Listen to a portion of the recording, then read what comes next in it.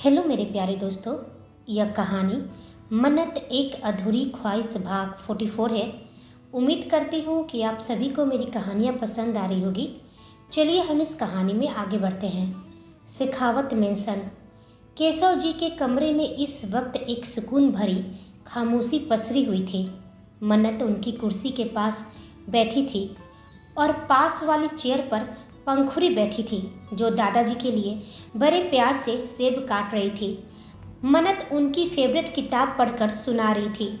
जब से वो होश में आए थे, मन्नत ने उन्हें एक पल के लिए भी अकेला नहीं छोड़ा था और केशव जी भी आज बेहद खुश थे।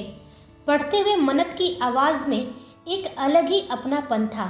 इसी दौरान पंखुरी ने केशव जी को एक मासूम इशारा करती है ताकि वो मन्नत से बात करें, वो बात जो लंबे समय से उन दोनों के दिल में थी।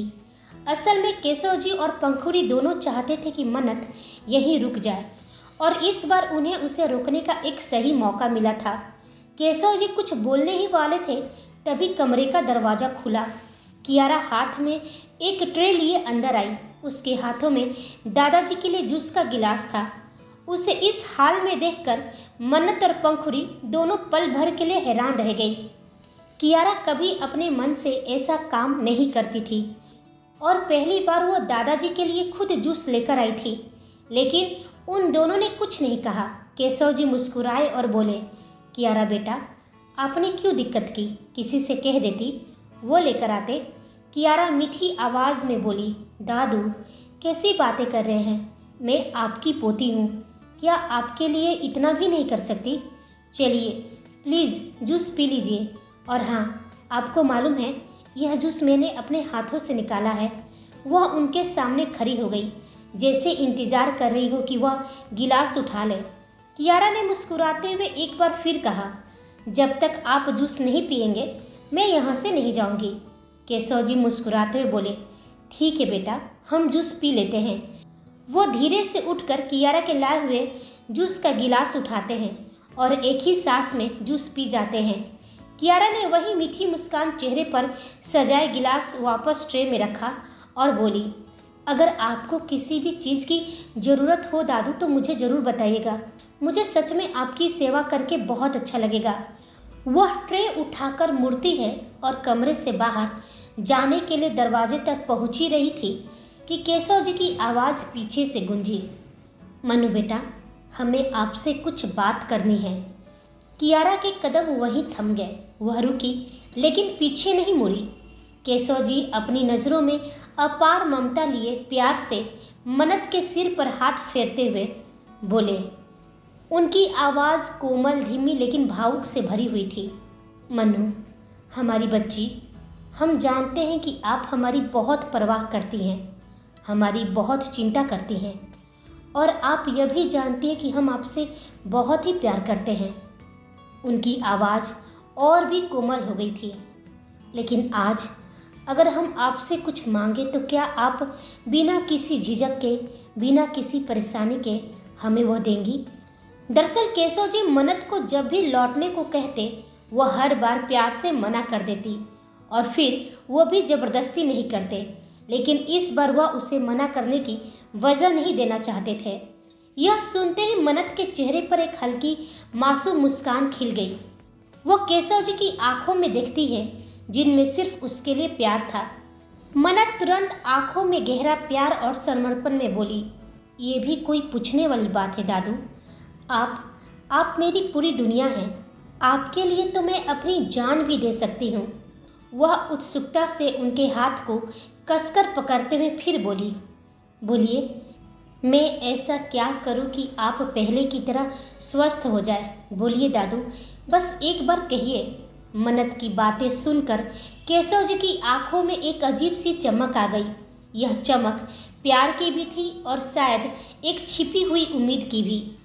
उनकी आवाज़ में अचानक एक मजबूत आग्रह आ गई और वह बोले, मनु, हम चाहते हैं कि आप यहीं रुक जाइए। केशव जी की आवाज़ थोड़ी ऊंची हुई, लौट आइए बेटा, अपने दादू के पास, अपनों के पास, अपने घर में। यह अचानक और भारी भरकम अनुरोध सुनते ही मन्नत सन्न रह गई थी। उसके चेहरे की वह खिलखिलाती मुस्कान पल भर में हैरानी और परेशानी की गहरी लकीरों में बदल गई। मन्नत का हाथ केशव जी के हाथ से छूट जाता है। वह नजरें झुका लेती है। तभी पास में बैठी पंखुड़ी ने भी बात को आगे बढ़ाया। उसकी आवाज में भावनात्मक दबाव था। वह मन्नत का हाथ पकड़कर आंखों में आंसू भरकर बोली, हाँ मन्नू, दादाजी एकदम ठीक कह रहे हैं। अब तुम्हें यहाँ लौट आना चाहिए। वह गिड़गिड़ाते हुए बोली, देखो, हम जानते हैं कि यहाँ लौटना तुम्हारे लिए आसान नहीं होगा। यह तुम्हारे फैसलों के खिलाफ है, लेकिन फिर भी क्या तुम सिर्फ मेरे लिए, क्या तुम सिर्फ दादू के लिए नहीं लौटोगी? पंखुड़ी की आवाज़ में विनती थी, वही केशव जी की आंखों में उम्मीद। और मन्नत दोनों के बीच फंसी हुई अपने ही दिल की धड़कनों से लड़ रही थी। कियारा दरवाजे पर खड़ी उनकी सारी बातें सुन रही थी। जैसे ही उसके कानों में यह पड़ा कि केशव जी चाहते कि मन्नत वापस मेंशन लौट आए, उसकी मुट्ठियाँ अपने आप भींच गई। चेहरे पर गुस्सा साफ उभर आया था। कियारा के लिए सबसे बुरी खबर थी। वो कभी नहीं चाहती थी कि मन्नत इस घर में वापस कदम रखे, लेकिन अगले ही पल उसने खुद को कंट्रोल किया। चेहरे पर वही मीठी बनावटी मुस्कान चढ़ाई और वापस कमरे में मुड़कर बोली, हाँ मन्नू, दादाजी और पंखुड़ी बिल्कुल सही कह रहे हैं। तुम्हें सच में यहाँ लौट आना चाहिए। हम सबको तुम्हारी बहुत ज़रूरत है। मॉम, डैड, भाई, हम सब चाहते हैं कि तुम वापस अपने घर, अपनों के पास लौट आओ। उसके शब्द जितने मीठे थे, आवाज़ उतनी ही नकली। मन्नत और पंखुड़ी दोनों ने एक दूसरे की ओर देखा। दोनों समझ रही थी कि कियारा का एक भी शब्द दिल से नहीं था। उसके चेहरे की बनावटी मासूमियत देखकर वह दोनों भीतर ही भीतर चिढ़ गए, लेकिन किसी ने कुछ नहीं कहा। मन्नत ने कियारा की बातों को पूरी तरह से अनसुना कर दिया और वापस अपनी नज़रें केशव जी की ओर मोड़ ली। केशव जी और पंखुड़ी की यह भावुक अपील सुनकर मन्नत की आंखें भर आई थी। पानी की एक बूंद उसकी पलकों पर ठहर गई। वह समझ रही थी कि उनकी यह जिद सिर्फ प्यार नहीं, बल्कि एक अपराध बोध से जन्मी थी। मन्नत आवाज़ में हल्का दर्द भींगी हुई आंखों के साथ बोली, मैं जानती हूँ कि आप दोनों यह क्यों कह रहे हैं। आप दोनों को मेरी परवाह है और मेरे साथ जो कुछ भी हुआ उसकी वजह से आप दोनों गिल्ट में हैं। लेकिन सच कहूँ, आप दोनों ज़्यादा मत सोचिए। मेरे साथ जो कुछ भी हुआ उसमें किसी की कोई गलती नहीं थी। मन्नत अपने दर्द को दबाते हुए धीमी आवाज़ में एक बार फिर बोली, आप यह सोच रहे हैं कि कहीं बाहर अकेली में फिर से? इतना कहते हुए वह थोड़ी देर के लिए खामोश हो गई। उसका गला रुंध गया।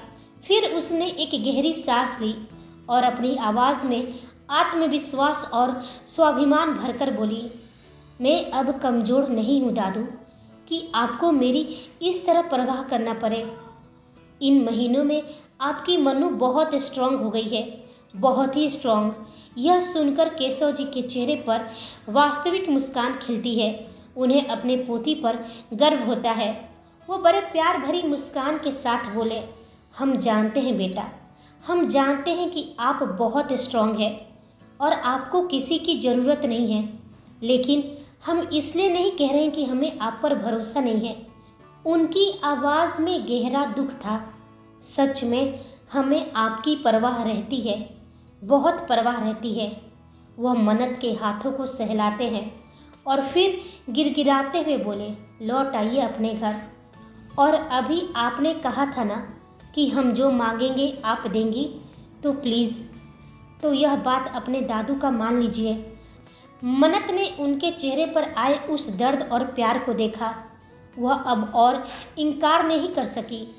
उसने उनके हाथों को अपनी हथेलियों में थामते हुए अपने दिल पर पत्थर रख लिया। वह बाहर से मुस्कुराते हुए लेकिन भींगी आंखों से बोली, ठीक है दादू, अब मैं नहीं जाऊंगी। यह सुनते ही केशव जी की खुशी की एक धीमी आह ली। वही पंखुड़ी भावुक होकर मन्नत को गले लगा लेती है। मन्नत ने भले ही बाहर से मुस्कुराकर हाँ कह दी थी, लेकिन अंदर से अभी भी वह उलझन में थी। तभी दरवाजे की ओट पर खड़े रणवीर जी और दिव्या जी की आंखों में अचानक एक चमक आ गई, लेकिन उस चमक के साथ उनकी आंखों में नमी भी उतर आई थी। मन्नत यहाँ रुकेगी, यह सुनकर ही वो अत्यधिक खुश हो गए। उनकी हिम्मत नहीं हो रही थी कि वो अपनी बेटी के सामने जाए, लेकिन उनकी बेटी फाइनली घर लौट रही है। उनके दिल को तसल्ली मिल रही थी कि उनकी मन्नत अब उनकी नज़रों के सामने सुरक्षित रहेगी। मन्नत के मुंह से जैसे ही निकला था कि मैं यहीं रुकूंगी, सुनते ही दरवाजे पर खड़ी कियारा के कदम अचानक ठिठक गए थे। उसके चेहरे की बनावटी मुस्कान एक झटके में गायब हो गई। उसकी उंगलियां ट्रे के किनारे को कसकर पकड़ चुकी थी। दिल तेज धड़कने लगा, जैसे किसी ने उसके सारे प्लान पर ताला जड़ दिया हो। वह मन में घबराकर बोली, नहीं, यह कैसे हो सकता है? यह तो मेरे हिसाब से नहीं था। अगर मनु वापस आ गई तो जरूर मेरा सच सभी को बता देगी। यह सोचते ही उसका गला सूखने लगा, चेहरे पर हल्की सफेदी उतर आई। वह जल्दी से नॉर्मल बनने की कोशिश में अपने बाल कानों के पीछे कर लेती है, लेकिन उसके हाथ हल्के हल्के कांप रहे थे। कियारा ने जबरन मुस्कुराहट चेहरे पर बैठाई और कमरे में 2 कदम अंदर बढ़कर बहुत मीठी आवाज में बोली, मनु, यह बहुत अच्छा किया तुमने। तुम्हें यही होना चाहिए, हम सबके साथ। मन्नत ने बस उसकी तरफ देखा, एक ऐसी नज़र से जिसमें साफ लिखा था कि उसे कियारा के हर ड्रामे की असलियत मालूम है। पंखुड़ी भी मुंह घुमाकर रह गई और वह अपने मन में बोली, कितनी बड़ी ड्रामेबाज है। उसे साफ दिख रहा था कि कियारा के शब्दों और चेहरे में जरा भी मेल नहीं था, लेकिन कियारा मुस्कुराहट बनाए रखी थी। अब उसका डर उसे चुभ रहा था, जैसे किसी ने उसके साजिशों की जमीन खिसका दी हो। वहीं दूसरी ओर सुनसान रास्ते के सन्नाटे को चिरती हुई वेदांश और कबीर की काली कार वेदांश के किंगडम के सामने आकर रुकती है। इंजन की गड़गड़ाहट थमते ही एक भयंकर खामोशी छा जाती है। दोनों दरवाजे खोलकर बाहर निकलते हैं। वेदांश अपने किंगडम में कदम रखता है। आज यहाँ का माहौल गर्म नहीं बल्कि खौलता हुआ था, या यूं कहें कि यहाँ की हवा में सिर्फ भय और दहशत घुली हुई थी। दूर से हर तरफ से चीखों की लहरें सुनाई दे रही थी, दर्द से तड़पती, गले को फाड़ती हुई चीखें। वेदांश की आंखें इस वक्त बर्फ सी ठंडी थी और सच कहूँ तो इतनी खतरनाक कि सामने वाले की रूह कांप जाए। वेदांश अपने चेहरे पर किंग का मास्क डाला था और अपने काले लेदर दस्ताने को कसकर खींचता है। उसके चेहरे पर एक भी सिकन नहीं था। उसके कदम उन चीखों की दिशा में धीरे धीरे लेकिन निसंकोच बढ़ रहे थे। उसके साथ में कबीर था, जिसकी आंखों में एक खतरनाक चमक थी, और मयंक भी। मयंक पहले से ही किंगडम में इस भयानक इंतजाम की देखरेख कर रहा था। इस वक्त उन दोनों के चेहरे पर भी मास्क था। जैसे ही वेदांश उन चीखों और तड़पते जिस्मों के सामने रुकता है, उसकी आंखें और भी ठंडी और गहरी हो जाती है। सामने बर्फ के मोटे मोटे सिलियां रखी थी। लोहे के हुक से कुछ लोग उल्टे लटके हुए थे। वहां पर हर तरीके से क्रूरता की हद तक उन लोगों को सजा दी जा रही थी। कोई बर्फ के सिलियों पर लेटा हुआ था और दर्द से करहा रहा था, तो कोई ऊंचा टंगा हुआ अपनी आखिरी सांसें गिन रहा था। ये सब मलिक के आदमी थे, जिन्हें वेदांश के वफादार लोगों ने ढूंढकर अपने कब्जे में लिया था। तभी एक उसका वफादार आदमी ने ठंडी लेकिन व्यंग्यात्मक हंसी के साथ बोला, किंग, लगता है ये सब मरने की दुआ मांग रहे हैं। क्या हमें इन्हें और ज़्यादा दुआएं देनी चाहिए? उनकी दशा काफ़ी दयनीय थी। उन्हें बहुत बुरी तरीके से तड़पाया जा रहा था। एक ऐसा टॉर्चर जो सिर्फ वेदांश के किंगडम में ही ईजाद हो सकता था। वह उनके सामने अपनी किंग साइज चेयर पर बैठता है। उसके बैठने का अंदाज इतना शक्तिशाली और निर्णायक था कि सामने बैठे हुए घायल आदमी अपनी सांसें रोकना भूल गए। उसकी आंखें मुखौटे के पीछे से भी ज्वलंत और खतरनाक लग रही थी। सामने मलिक के आदमी उसे देखकर थर थर काँप रहे थे। उनके शरीर काँप नहीं रहे थे, बल्कि उनकी रूहें काँप रही थी। डरा हुआ एक आदमी बहुत धीमी दर्द भरी आवाज में बोला, किंग, किंग।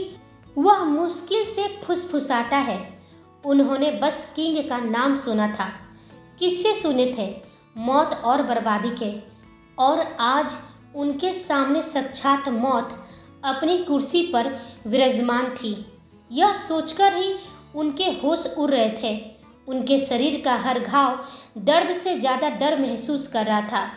वेदांश सख्त, कठोर, बर्फ सी ठंडी और भारी आवाज में बोला, कान खोलकर सुन लो मेरे प्यादों। वेदांश अपनी उंगलियों को कुर्सी के हैंडल पर थपथपाता है। उसकी आवाज से वहां खौफ पैदा हो रही थी। फिर वो चेतावनी भरे लहजे में बोला, मैं अपना सवाल रिपीट नहीं करूंगा, और यदि मुझे अपना सवाल दोबारा पूछना पड़ा तो तुम सबका पनिशमेंट ठीक उसी पल फिर से शुरू हो जाएगा, और यह तब तक चलेगा जब तक तुम्हारी जुबानें जवाब नहीं दे देती। वेदांश थोड़ा आगे झुकता है। उसकी आंखें सीधे उनके डर को भेद रही थी। वो गहरी आवाज में बोला, इसलिए जो पूछूंगा उसका सही और सटीक जवाब मेरे कानों तक पहुंचना चाहिए। मेरा पहला सवाल, मलिक कहाँ छुप कर बैठा है? वेदांश ने अपना सवाल पूछकर एक खतरनाक खामोशी के साथ उन लोगों की तरफ घूरना शुरू कर दिया। अब बारी थी डर के मारे थरथराते हुए मलिक के प्यादों की। वेदांश के सवाल के बाद वहां कुछ देर तक सिर्फ हवा की तेज शोर और उन तड़पते हुए जिस्मों की दर्द भरी कराहट थी। घायल आदमी की तेज अनियमित सांसों की आवाज। तभी मलिक के आदमियों में से एक ने, जिसका चेहरा दर्द और डर से विकृत हो चुका था, हिम्मत जुटाई। उसकी आवाज थरथराती हुई, टूटी हुई और करुणा के लिए भीख मांगती हुई थी। वह दर्द से कराहते हुए लगभग फुसफुसाहट में बोला, किंग, किंग, हमें। वो गहरी दर्द भरी सांस लेता है। हमें सच में नहीं मालूम कि मलिक कहाँ है और वह कहाँ छुप कर बैठा है। वह डर के मारे अपनी गर्दन झुका लेता है, किंग की आंखों में देखने की हिम्मत नहीं कर पाता है। तभी मलिक का दूसरा आदमी गिड़गिड़ाते हुए बोला, हम कसम खाते हैं किंग, हम तो बस वही करते हैं जो हमें इन्फॉर्म किया जाता है। हमें जो इन्फॉर्मेशन मिलती है हम बस उसी पर काम करते हैं। हमारा कभी भी सीधे मलिक से मुलाकात नहीं होती। तभी कबीर अपनी कोल्ड आवाज़ में बोला, ओह, बड़े सीधे और मासूम हो तुम लोग। तो क्या तुम्हें काम देने के लिए परियों की रानी आती है? तभी मलिक का एक आदमी डरकर और तेजी से बोलता है, नहीं, हमें एजेंट के थ्रू काम करने के लिए कहा जाता है। हमें सिर्फ इतना कहा गया था कि हमें वेदांश राठौर पर नज़र रखनी है, उसके इर्द गिर्द ही रहना है। आदमी के मुंह से दर्द भरी आह निकलती है। इससे ज़्यादा हमें मलिक के बारे में कुछ भी नहीं मालूम है। हम सच कह रहे हैं किंग, हमें नहीं मालूम कि वह कहाँ छुप कर बैठा है। प्लीज़ हम पर यकीन कीजिए। उस आदमी के चेहरे पर डर और बेबसी साफ झलक रही थी। वह वाकई लग रहा था कि वह सच बोल रहा है। वेदांश की आंखें और भी ठंडी हो जाती है। उसकी आवाज़ में एक खतरनाक सन्नाटा था। वह फिर पूछा, मलिक के कैंप कहाँ लगे हुए हैं? जगह का नाम बताओ, साफ और सही। मलिक का आदमी डर से कांपते हुए आगे बोलने लगे, किंग, मलिक के कैंप 3 अलग अलग लोकेशंस पर है। वह गहरी सांस भरकर जानकारी देता है। पहला कैंप ड्रोन क्लिफ जोन। यहाँ पुरानी खदानों के नीचे एक अंडरग्राउंड बेस बनाया गया है। वहाँ लड़कियों को शुरुआती ट्रेनिंग दी जाती है। वह निगलते हुए आगे बढ़ा। दूसरा कैंप वेल्ट्रा फॉरेस्ट बेल्ट में है। जंगल के बीच कई टेंट और लकड़ी के बने पुराने शेल्टर्स है।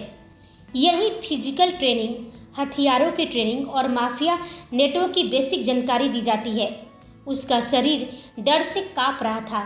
तीसरा कैंप नॉरवान डार्क डॉकसाइड पर है। यह सबसे सीक्रेट कैंप है। यहाँ लड़कियों को फाइनल स्टेज की ट्रेनिंग दी जाती है और यहीं से उन्हें बाहर भेजा जाता है। अब वह डर के मारे कांप रहा था। वेदांश की निगाहें और भी गहरी हो गई। उसकी आवाज़ लेकिन भीतर भूकंप लिए हुए। वह बोला, राव के बारे में क्या जानते हो? अभी और इस वक्त वो कहाँ है। हालांकि वो जानता था कि राव रमेश बनकर बॉडीगार्ड के रूप में उसकी जिंदगी में घुस चुका है, पर वेदांश यह भी जानता था कि इन आदमियों का सच परखा जाना जरूरी है। तभी मलिक का एक आदमी डरते हुए आगे आया। उसकी आवाज़ थरथरा रही थी, जैसे हर शब्द उसके गले में अटक रहा हो।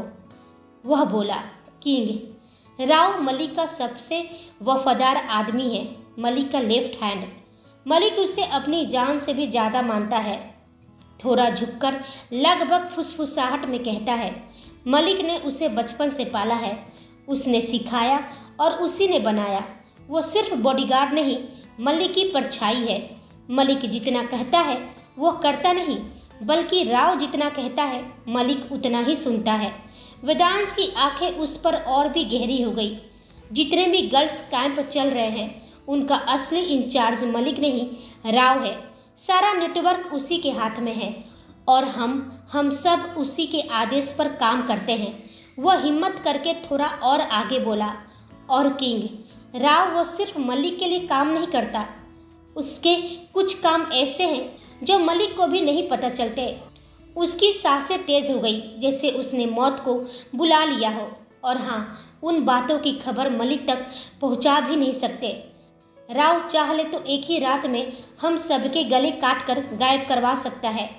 वेदांश की आंखों में हैरानी नहीं, एक गहरी ठंडी समझ उतर आई थी। उसका जबड़ा कस गया था।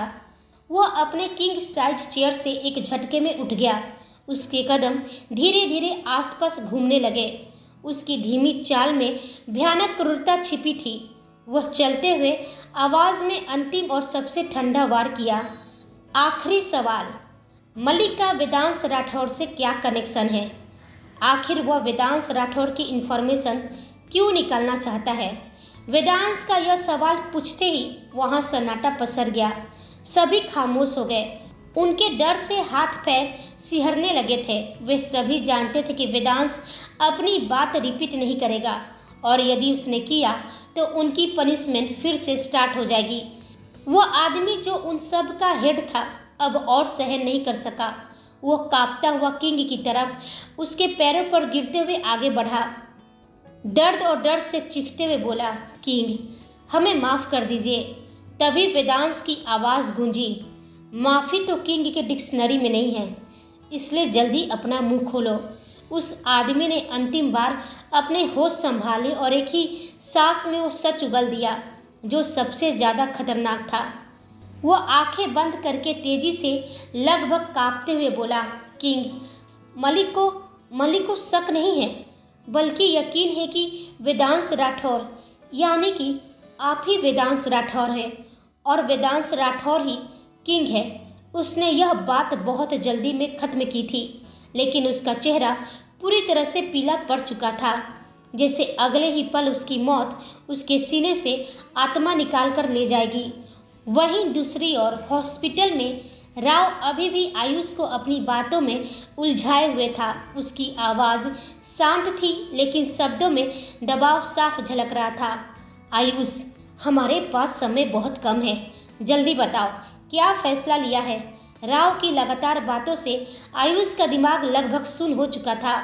उसने गहरी सांस ली और बोला, मैं नहीं जानता कि मेरी मदद करने के पीछे तुम्हारा असली मकसद क्या है, लेकिन इस वक्त मैं बस यहाँ से निकलना चाहता हूँ। इसलिए हाँ, मैं तुम्हारे साथ चलने के लिए रेडी हूँ, लेकिन मेरी भी एक शर्त है। राव हल्का सा मुस्कुराया, ठीक है, मैं तुम्हारी हर शर्त मानूंगा। दोनों अब कमरे से बाहर निकलने का रास्ता तलाशी रहे थे, तभी ठक ठक ठक दरवाजे पर तेज दस्तक हुई। शिव की आवाज़ आई, डॉक्टर, काम हो गया? आप लोग अभी तक अंदर क्या कर रहे हैं? वह दरवाज़ा खोलने की कोशिश करता है, लेकिन दरवाज़ा अंदर से लॉक था। यह देखकर शिव को पूरी तरह से शक हो गया। कुछ तो गड़बड़ है। उसने बड़बड़ाते हुए जोर से दरवाज़ा तोड़ने की कोशिश की। अंदर खड़ी नर्स घबराकर बोली, डॉक्टर, शिव को शक हो गया है, अगर अभी बाहर निकले तो पकड़े जाएंगे। राव ने एक लंबी गहरी सांस ली और फिर आयुष की तरफ मुड़कर बोला, पूरा प्लान अभी बदल गया है आयुष। फिलहाल तुम यहाँ से बाहर नहीं निकलोगे। मैं खुद आकर तुम्हें ले जाऊंगा, लेकिन याद रखना तब तक तुम कमरे से बाहर कदम नहीं रखोगे। अगले ही पल शिव दरवाजा तोड़ने ही वाला था, उससे पहले राव ने दरवाजा खुद खोल दिया। उसका चेहरा शांत था, जैसे कुछ हुआ ही ना हो। शिव अपनी कोल्ड आवाज में पूछा, डॉक्टर, दरवाजा लॉक क्यों था? अंदर सब ठीक तो है? राव कुछ बोलता उससे पहले ही नर्स जल्दी से आगे आई। उसकी आवाज़ हल्की काँप रही थी, पर वह खुद को नॉर्मल दिखाने की कोशिश कर रही थी। वह बोली, वह दरअसल दरवाज़ा लॉक नहीं था, स्टक हो गया था। हम भी कब से खोलने की कोशिश कर रहे थे। शिव की नज़रें एक पल में दोनों पर घूम गई। शक और गुस्सा दोनों उसकी आंखों में तैर रहे थे, लेकिन उसने कोई टिप्पणी नहीं की। शिव धीमे कदमों से कमरे के अंदर आया और उसकी नज़र आयुष पर गई।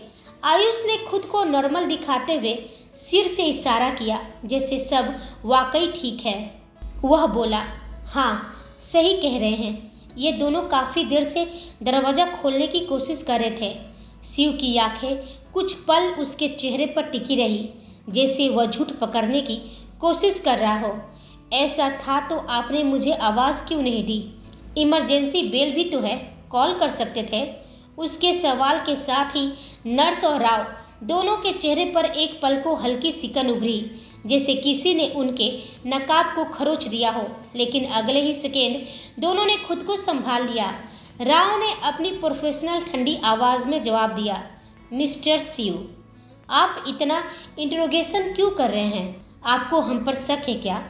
हम डॉक्टर हैं, अपना काम जानते हैं। शिव का जबड़ा हल्का कस गया। उसके चेहरे पर सख्त खामोशी उतर आई। वह एक कदम और आगे आया। राव की आंखों में सीधी नज़र डालते हुए बोला, डॉक्टर होने का मतलब ये नहीं कि मैं सवाल नहीं पूछ सकता। यह मेरा पेशा भी है और मेरी जिम्मेदारी भी। नर्स ने हल्का सा गला साफ किया ताकि माहौल थोड़ा ढीला पड़े। वह बोली, शिव सर, हम सच में बस दरवाज़ा खोलने में बिजी थे, इसलिए आपको आवाज़ नहीं दे पाए।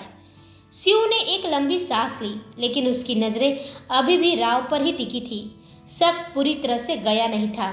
ठीक है, यदि आप दोनों का काम हो गया हो तो आप लोग यहाँ से जा सकते हैं। राव ने मुट्ठी भींच रखी थी।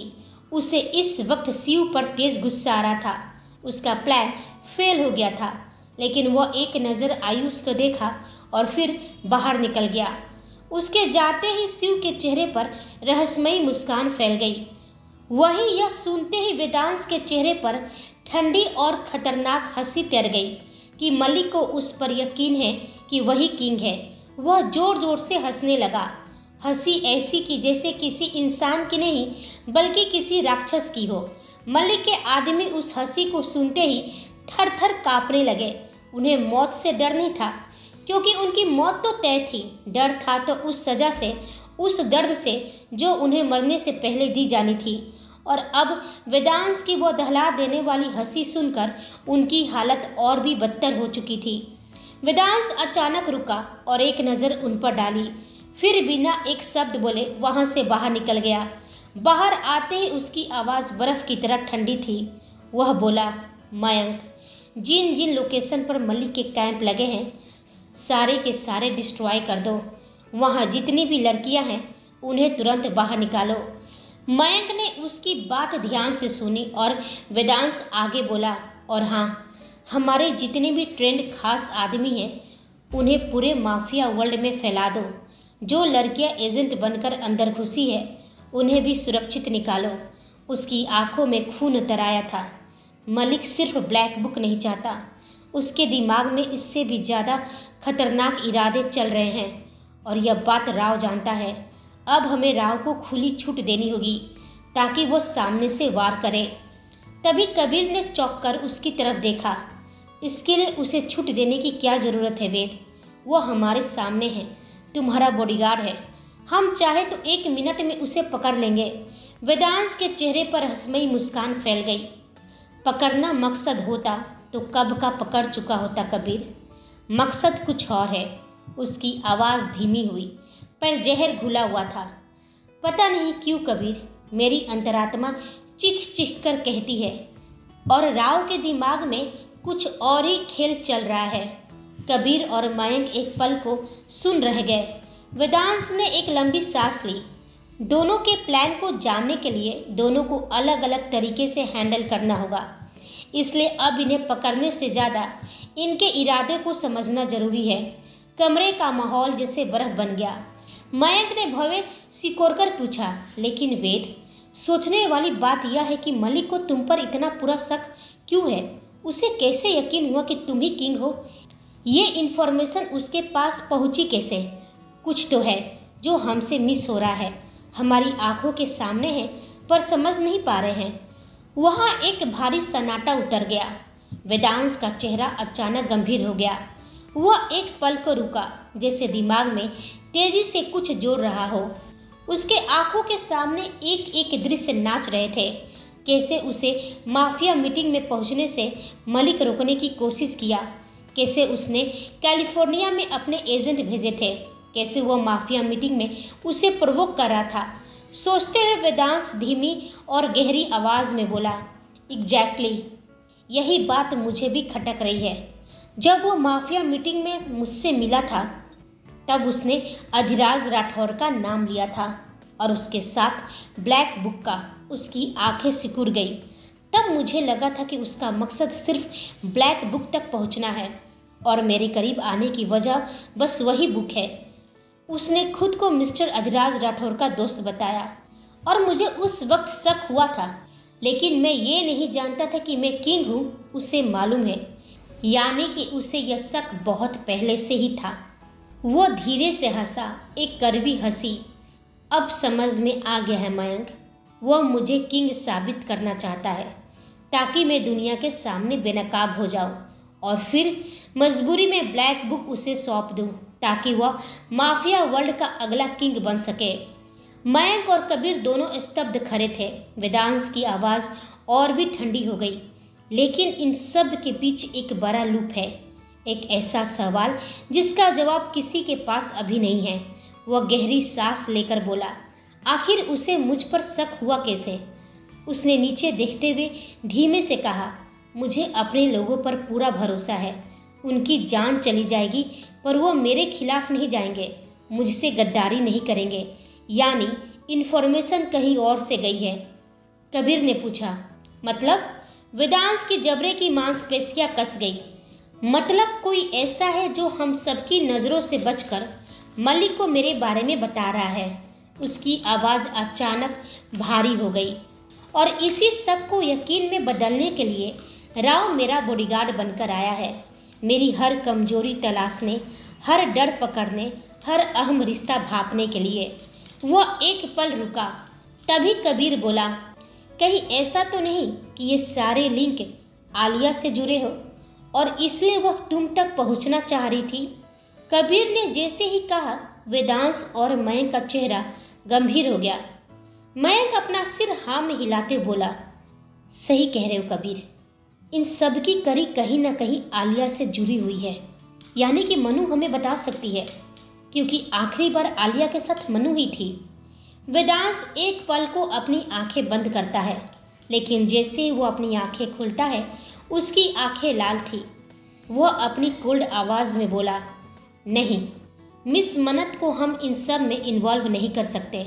मैं नहीं चाहता कि उन्हें मेरा सच मालूम चले, इसलिए मैंने उनसे आलिया से रिलेटेड कोई सवाल नहीं किया था। कबीर भी बोला, तुम सही कह रहे हो वेद, मनु बहुत कुछ झेल चुकी हैं, बहुत मुश्किल से उन्होंने खुद को संभाला है। ऐसे में उन्हें इन सब से दूर रखना ही अच्छा है। हम कोई और तरीका निकाल लेंगे। आलिया के बारे में तीनों सहमति में सिर हिलाते हैं। उसी वक्त कबीर का फ़ोन बजा। उसने स्क्रीन पर नज़र डाली। नंबर देखते वो समझ गया पंखुरी का कॉल है। वह जल्दी से थोड़ा साइड में चला गया और फ़ोन उठाते ही बोला, हाँ पंखु बोलो, सब ठीक है ना? उधर से पंखुरी की आवाज़ उत्साह से काँप रही थी। वो खुशी से बोली, कबीर खुशखबरी है, मनु वापस मेंशन लौट रही है। दादाजी ने उन्हें मना लिया है और हम वेलकम पार्टी की तैयारी कर रहे हैं। आप बस जल्दी से घर आ जाइए। कबीर जैसे सुनते ही क्षण भर को थम गया, फिर उसकी आंखों में एक चमक उतर आई। खुशी इतनी गहरी कि पलकों पर नमी झिलमिलाने लगी। उसकी आवाज़ काँप रही थी। सच में वाइफी, सच में हमारी मनु अपने घर लौट रही है। उसकी आवाज़ भर आ गई। आपने तो आज बहुत बड़ी खुशखबरी दे दी। मैं तुरंत आता हूँ। वेलकम पार्टी शानदार होगी। उसने फ़ोन कट किया और चेहरे पर वही खुशी ठहर गई जो बरसों से इंतजार के बाद मिलती है। वेदांश और मयंक दोनों ने उसके बदले हुए चेहरे को देखकर पूछा, क्या हुआ कबीर? अचानक इतनी मुस्कान क्यों? कबीर ने एक लंबी सांस लेकर अपनी खुशी संभालते हुए बोला, वेद, मनु वापस मेंशन लौट रही है। दादू ने उन्हें मना लिया है। वह हमेशा के लिए हमारे पास आने वाली है। यह सुनते ही वेदांश और मयंक दोनों के चेहरे पर स्पष्ट खुशी छा गई। मयंक बोला, यह तो बहुत बड़ी बात है। तो फिर वेलकम पार्टी तो कमाल की होगी। वेदांश हल्की मुस्कुराहट के साथ बोला, तुम लोग जाओ, उनकी वेलकम पार्टी की तैयारी करो। मुझे इस वक्त राठौर मेंशन जाना है। नाना जी से कुछ ज़रूरी बात करनी है।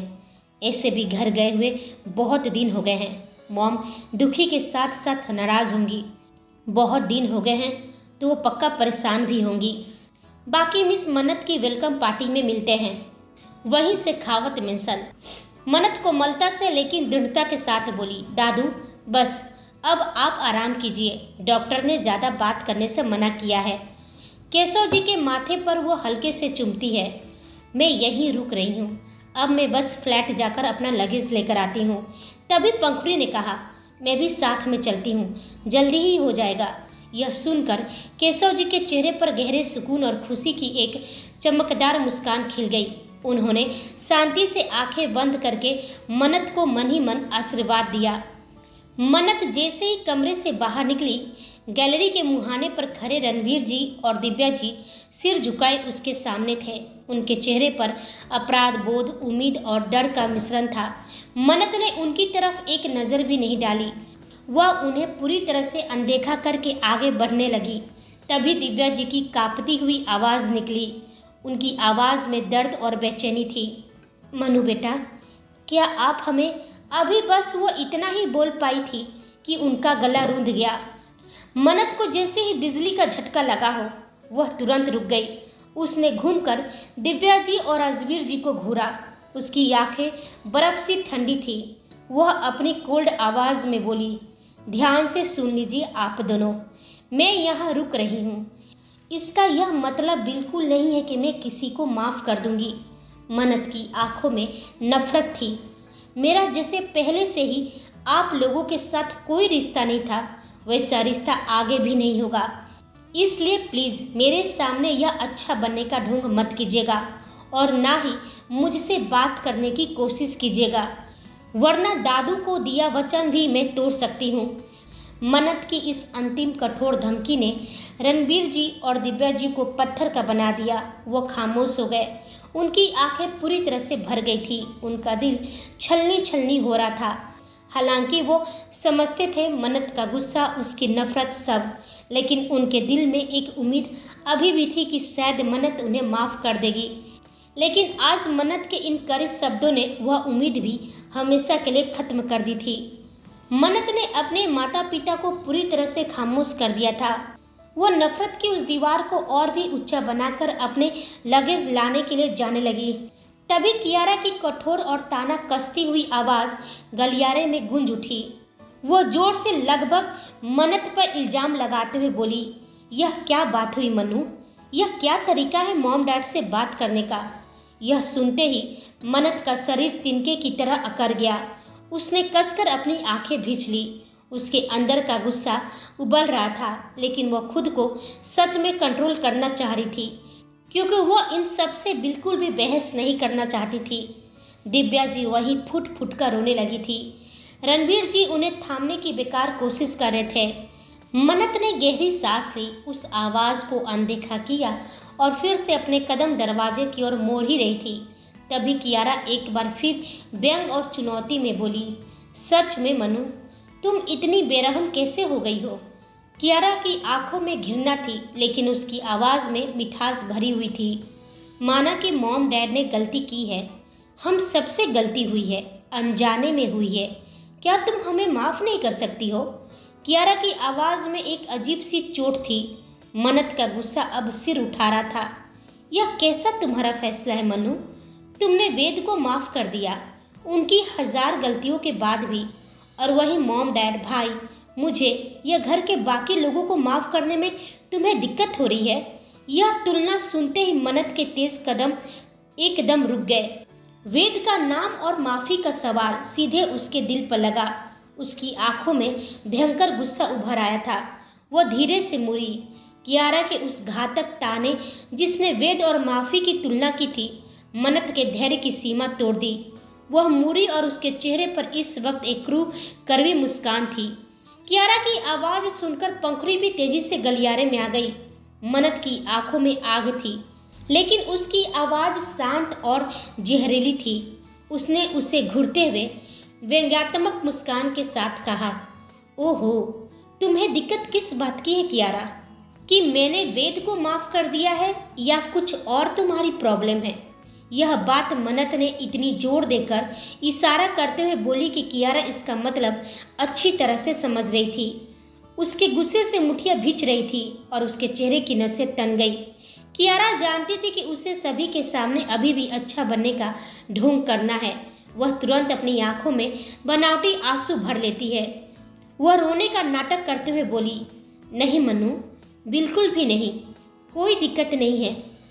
हम सबको भला क्या दिक्कत हो सकती है तुमसे, लेकिन प्लीज़ प्लीज़ हम सबको माफ़ कर दो। हम नहीं जानते थे कि तुम्हारे साथ क्या क्या हो रहा है। मॉम डैड तुमसे बहुत प्यार करते हैं, हम सब तुमसे बहुत प्यार करते हैं। हमें एक आखिरी मौका दे दो, हमें माफ़ कर दो। कियारा का यह घटिया ढोंग देखकर पास खड़ी पंखुड़ी और मन्नत पूरी तरह से चिढ़ चुकी थी। पंखुड़ी ने अपना गुस्सा नहीं रोका, बल्कि वो धीरे से केवल मन्नत को सुनाते हुए फुसफुसाई, उफ, इसकी नौटंकी खत्म ही नहीं होती है। सच में कितनी बड़ी ड्रामेबाज है। सच जानने के बाद भी कोई कैसे इतना घटिया नौटंकी कर सकता है। मन्नत ने पंखुड़ी की बात सुनी और उसके चेहरे पर एक कड़वी अंतिम भाव आया। वह इस नाटक को अब और नहीं खींचना चाहती थी। वह बोली, हो गया तुम्हारा कियारा, प्लीज़ मुझे फ्री में तुम्हारा ड्रामा देखने का कोई शौक नहीं है, इसलिए बंद करो। कहते हुए मन्नत वहाँ से मुड़ी और दरवाजे की तरफ बढ़ गई। तभी कियारा नकली आंसू बहाते हुए बोली, देखा ना मॉम, आपने देखा ना डैड, मनु हम सबसे कैसे बात कर रही हैं। हम सबको क्या वो माफ़ नहीं कर सकती हैं? तभी राजवीर जी बोले। उनकी भी आंखें नम थीं, उनका गला रूंध गया। कियारा कियारा, हमें इस बात का दुख नहीं है कि मनु ने हमें माफ़ नहीं किया। हमारी गलती कोई छोटा नहीं है कि वह एक माफ़ी से ठीक हो जाए। उनका गुस्सा, उनकी नफ़रत सब जायज़ है। वक्त पर भरोसा रखिए, सब ठीक हो जाएगा। कहते हुए उन्होंने दिव्या जी को संभाला और अपने कमरे की तरफ चले गए। लेकिन कियारा कहाँ मानने वाली थी। वह जल्दी से मन्नत के पीछे गई, लेकिन अगले ही पल मन्नत ने कियारा के चेहरे पर एक तेज थप्पड़ जड़ दिया। कियारा का चेहरा पूरी तरह से लाल हो गया था। वह गुस्से से मन्नत को घूर रही थी। वही मन्नत भी उसे जलती आंखों से देख रही थी। क्या होगा कहानी में आगे? ऐसा भी क्या किया कियारा ने कि आज पहली बार मन्नत ने उसे थप्पड़ जड़ दिया था? आखिर क्या है राव और मल्लिक के खतरनाक प्लान? राव का हर प्लान जो मन्नत के करीब बढ़ रहा था, उसे कैसे बचाएगा वेदांश मन्नत को? कैसे लाएगी मन्नत कियारा का सच? यह हम सब जानेंगे अगले भाग में। तब तक आप हमारे चैनल के साथ बने रहिए। लाइक, शेयर, कमेंट और सब्सक्राइब करना बिल्कुल न भूलें। आप सभी को मेरी कहानी सुनने के लिए धन्यवाद।